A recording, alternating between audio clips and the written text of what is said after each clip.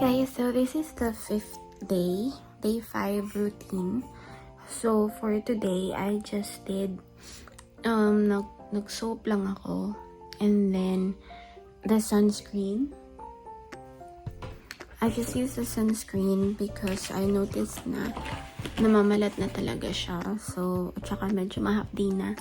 So, I started Saturday night, and then starting Monday, I used the combo. So, ginawa ko siya yung combo, yung night routine. Ginamit ko rin siya sa morning, plus the sunscreen. And then, right now, I noticed pagkatapos ko maghilamos, or during naghilamos ako, is mahapdi na siya. So, I decided to just stop using the toner and the night, or the Rejuve cream for now. At saka lalabas kami this Saturday, so I'll just use the sunscreen for now para hindi masyadong ma-irritate.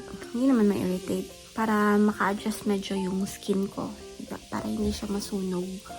So, ayan. As you can see, ayan, meron na siya talagang pamamalat. Ayan. Andyan pa rin yung mga small dots there. As you can see, meron pa rin mga pimples.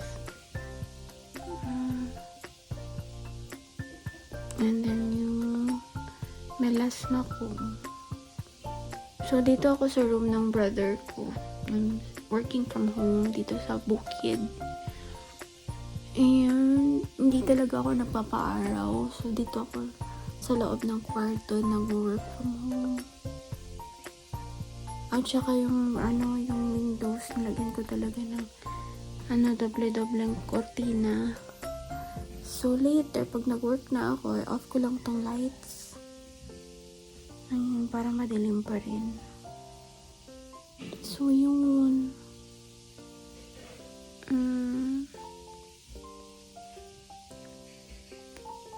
Yan.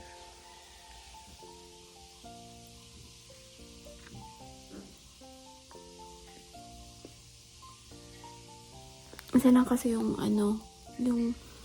yung window niya, so hindi ka, mas mahirap ka masikatan ng araw dito. Kaya ganun. Yeah, I find it better na if you do Rejuve, huwag talaga kayo magpapainit, guys, para huwag masunog yung face nyo. And then tinubuan na ako ng pimples dito sa chin. Una namalat yung dito na part ko. And yesterday, nagmamalat na rin. Pero until now, it's still, nagbabakas pa rin. Which is good, I think. So, yung dami kong parang melasma. Ito, may brown spots, dark spot din ako dito. Dami kong dark spots,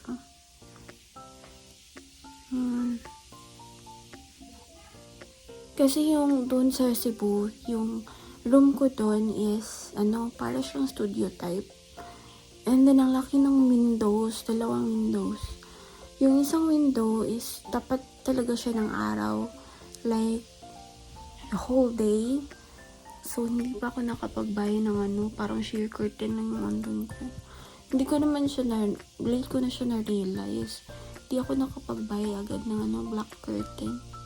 So, pag uwi ko dun, I'll buy a black curtain. So, what I did actually is, nagpapayong ako sa loob ng kwarto. Diba? So, ayun. That's it for now. That's day 5.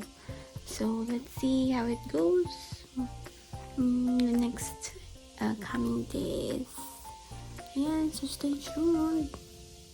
By the way, this is using the Brilliant Skin Essentials. I think it's quite effective compared dun sa pahapon nga pala guys na chika. So I used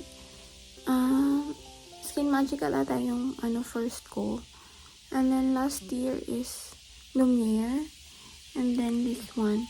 So far I think this is the most effective based sa observation ko na day 5 pa lang. Yeah, I think this one is more, most effective compared dun sa dun sa dalawa. So, yeah. See how it goes. See you then. Ang sarap talagang tirisin, guys. Pero, magpipigil ako kasi ayokong mag-scarring. So, today, right now, it's almost 11, I think. So, that's my update. Just quick update. And then, mag-a-apply ako in a bit ng sunscreen. Ayan. Okay, guys. So, maglalagay lang ako ng sunscreen real quick.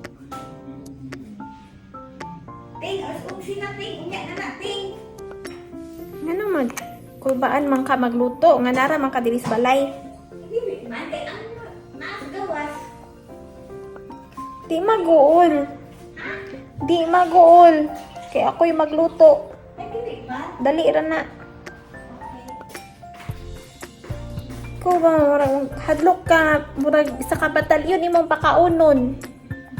Hindi man, kaya ang oras na umiyot ang kaugod-og, 11 na. Sakto naman na, gahapon nagluto ko mga 11:05. Nahuman ko 11:30, 11:20. Kaya ang dili mong good is, Mura man kag makuan nga. alas 11 pa din, nagren gusto na. Nya haman imong pakanoon nga tuaman sa tubero. Wala din, estudero. Ito raman ang 11:30. Ay, kung nakaangkat na daan, eh.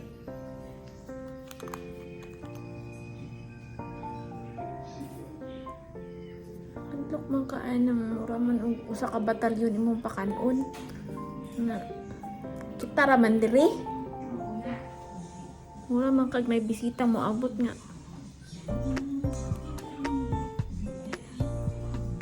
Gusto rin kami, guys. Ano na ni Uy? Sakto na ganina.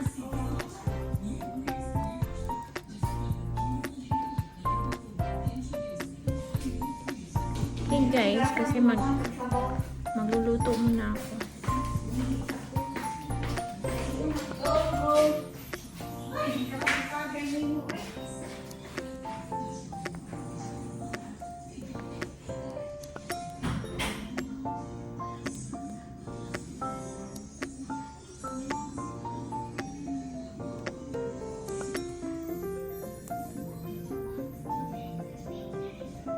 Ayan yung pamamalat, guys. Grabe.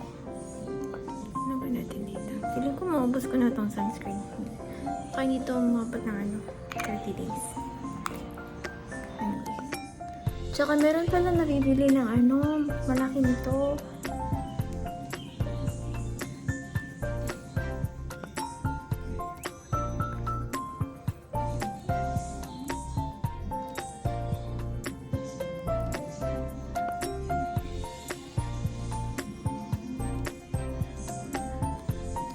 Kasi nasira yung namin, yung linya ng tubig namin. Kaya yung pinuntahan pa ng papa ko yung tubero.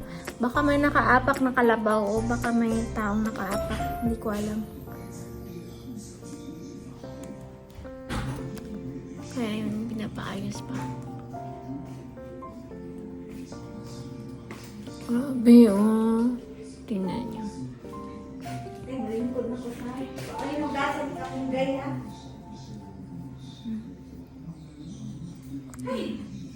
And then, maghuhugas muna ako ng kamay before ako hahawak ng food. Okay, so that's the update. Okay, bye-bye.